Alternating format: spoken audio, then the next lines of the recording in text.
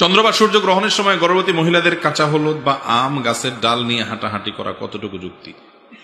দেখেন, এই মাসালা সব জায়গায় মানুষ জানতে চায়। তার মানে এই চন্দ্রগ্রহণ সূর্যগ্রহণের সময় মহিলাদের বিরুদ্ধে নানা রকম ফতোয়াবাজি আমাদের সমাজে চলে, এবং এগুলা মহিলাদের বিরুদ্ধে মহিলারাই বেশি করে পুরুষের চাইতে।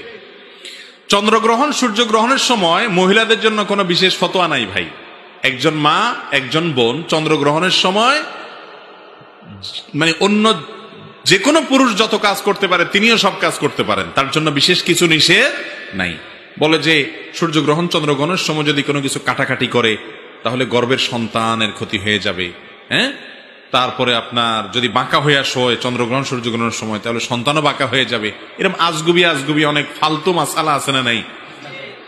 এই সমস্ত ফালতু মাসআলা এগুলোকে বর্জন করবেন কিভাবে?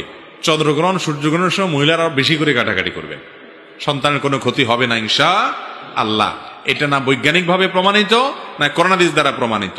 চন্দ্রগ্রহণ সূর্যগ্রহণের সময় আল্লাহর ভয়ে তটস্থ থেকে আল্লাহর স্মরণ করা, ইস্তেগফার করা, চন্দ্রগ্রহণ সূর্যগ্রহণের নামাজ পড়া, এগুলো হলো সুন্নত।